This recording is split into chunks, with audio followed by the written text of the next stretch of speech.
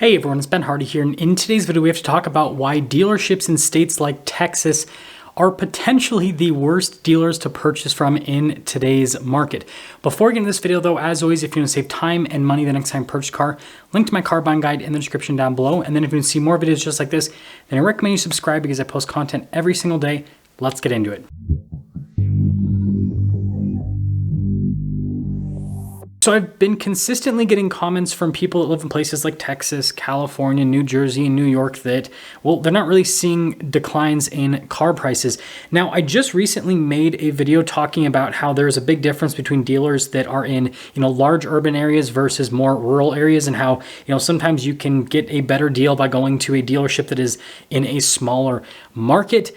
But although that video explained a lot of the story, it actually didn't explain the entire story, because the deeper I dug into this whole situation, the more I realized that it's a much more complex situation than what it appears to be on the surface. And so we're going to talk about why dealers in these states aren't discounting vehicles and why there might not be a quote unquote car market crash in these particular states, or the crash, might be softened quite a bit in these states because of a number of reasons. Now, instead of listing out every single state or region that's experiencing this weird market trend, I'm going to describe what these places have that kind of connect them, and this will explain why they're experiencing what they're experiencing, and then you'll be able to figure out if your region is also experiencing something similar to this.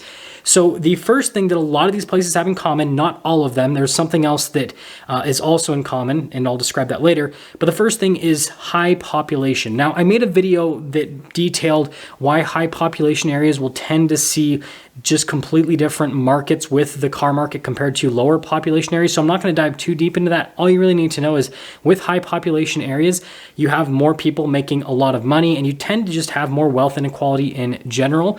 And we also happen to have a K-shaped recovery after the COVID pandemic. And so we're basically in a situation where there are people that still have tons of money, and so they have lots of money to spend on cars, and there are people that just don't have anything. And so because of that inequality in these, big city areas, that's why you will see dealers having insane markups, because, well, there are people that either can't even afford the car, let alone the markup, and then there are people that can afford the car plus the markup and some if they needed to. And so dealers basically swing for the moon and hope that they land somewhere amongst the stars with their asking prices, basically.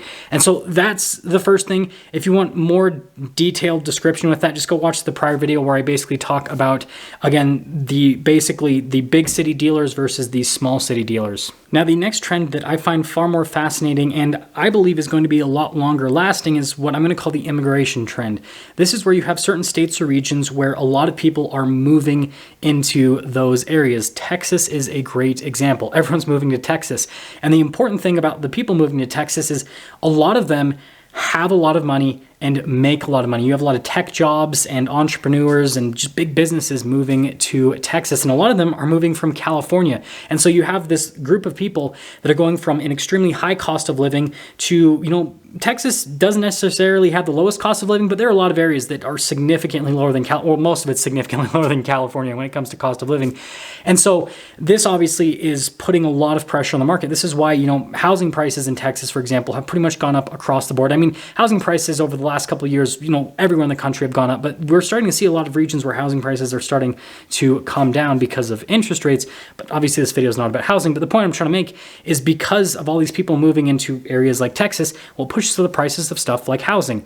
But it doesn't end there. It pushes up the price of everything, because you have a market that's used to a certain population level, and when that population level grows at a much higher rate compared to what that market is used to in terms of normal growth, which is something like Texas has experienced, then that means that pricing is also going to shoot up a lot faster, because it's just a simple supply-demand situation. And so, if you happen to live in one of these areas, you've probably seen that, prices of everything have gone up, especially when it comes to cars. And since this video is all about cars, this is what you guys need to understand. So with new car dealers, they have a certain amount of vehicle allocations they're going to get every single quarter. And those vehicle allocations are set based on how many cars they are selling. But in today's market, it's also based on just how many cars a manufacturer can produce, because most manufacturers are frankly behind with production. And this is something that definitely creates an interesting dynamic, because you literally have some manufacturers that are giving large dealerships the same amount of cars per allocation set as smaller dealerships because of how constrained they are with supply. And so now you have, again, new car dealers in places like Texas where they are not getting nearly enough inventory compared to how many cars they are now selling with the population increases.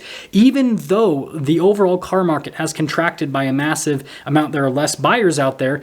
Well, you have a situation where they were just completely bombarded with buyers, and even if buyers pull back, they still have more than what they are typically used to. And so until the allocation is increased for these dealers in these regions, they don't have any reason to decrease prices, because a lot of these dealers are still in a situation where they have a limited number of vehicles and way more customers than vehicles. And so they would rather mark up the vehicles and sell them for more money, because they know they will sell them. That's the thing with these areas when you have these huge population increases, is they ultimately will sell them. And this does also bleed over into the used car market as well, because dealers, again, purchased a certain amount of used cars based on, sales, right? And so with dealers coming out of a market where used cars were hard to come by and they were used to selling a certain amount of used cars per month, into a market where they have a higher population now and they're now having to sell more used cars, right? Again, simple supply and demand on that side of things too. And so this is creating a lot of upward pressure in these markets where you've had these huge population influxes. The thing that I find super fascinating about the situation is it can be pretty small in terms of the overall region. I'm actually going to use Utah as an example. So we have a tech area called Silicon Slopes. It's in Lehi, Utah. And so, over the last few years, we've had a bunch of tech people move into that area that obviously make a ton of money. And so that area has seen housing prices absolutely explode, but then it's also seen vehicle prices explode as well. I have seen so many new car dealerships pop up, and then also used car dealerships as well. And the prices that these dealers are able to charge on vehicles is absolutely insane. And the craziest part is the second that you go out of this small region, the prices drop dramatically. Like a really good example is if, a Toyota dealership, for example, was in this region, they would be able to charge $20,000 to $25,000 over MSRP for a TRD Pro vehicle. But the second that you go out of this region, then the most that a Toyota dealership could charge for a TRD Pro is, maybe a couple $1,000s over MSRP, if that. Like literally the pricing power diminishes that fast because, the average consumer is too lazy to travel to get a car deal. So the point that I'm trying to make with this is the region doesn't have to be massive. Like I understand that I talked about Texas, which is a massive state, but you're going to see pockets within Texas that didn't see massive population influxes where dealers are still willing to make deals. And then you're going to see, again, small little pockets where the prices will be astronomical because, again, most people won't travel for a car deal. And so the dealers in those areas where they've had huge population increases, they've got all of the pricing power. Now let's quickly talk about what is going to happen in the short term and the long term with this whole situation where you have these regions that just still have pricing power because of all of the people that have moved into those areas. In the short term, they're going to continue to charge crazy prices. Now, are they going to get those amounts that they're charging over sticker? Not necessarily. So, like I've said over the course of several videos, if there's a certain price that you'd buy that car at, tell the dealership. Like, it never hurts to ask. Say, hey, would you take MSRP? And if they're like, nope, we're doing 10 grand over, then say, hey, you have a buyer at MSRP. Give me a call when you're ready to make a deal. And it honestly is that simple. And so the thing that I think is going to be the most interesting for people is you could see within, again, like Texas is a great example, within the same state, a dealer will be charging $10,000 over MSRP for a vehicle, and then another dealer could be charging MSRP or even under MSRP on that vehicle. So always just shop, right? Do your research before you go in and pay that crazy price premium. And then when it comes to the long term, the overall car market is contracting and these regions are eventually going to see some demand destruction.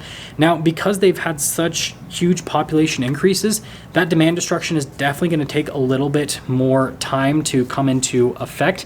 And so just understand that you will eventually see these prices come down, but they're not going to come down as much as other areas. And again, this is something that we saw during the Great Recession, where you saw certain areas that were impacted a massive amount with everything that was happening. You know, people losing their jobs like crazy, and the entire economy in that area just got completely destroyed. And then you had other areas where they went through more of like a mild recession, right? It went from being a Great Recession to a sort of recession, right? And so it'll be the same thing with these different car markets.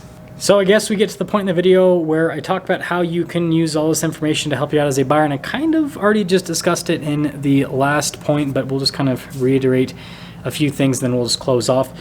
So again, understand that even though the overall car market is contracting, that it is all going to be regional, because the average car buyer is pretty dang lazy. Most people are not willing to drive to get a deal, and you can definitely use this to your advantage. I've talked about this several times. You can literally sell your car in one market for more money and then go and buy a car in another market for substantially less money. I mean, there are literally people that make a living off of this. Even before we had crazy car prices, there were people that would, for example, go and, like here in Utah, we, have some areas that have pretty crazy prices, but there are areas that also don't. There would be people that would go and buy cars here in Utah and then sell them in California because they could sell them for more money, and sometimes vice versa, because there are certain vehicles that just aren't desirable in California. And so yeah, use it to your advantage. Always do a ton of research, especially on, again, the prices with the vehicles. Just because your local dealership is asking a certain amount of money for a vehicle, that doesn't necessarily mean that you have to pay that amount, and that doesn't mean that that is the actual national market on that vehicle. And so yeah, just always take your time. Anyways, that's gonna sum things up. I'll see you.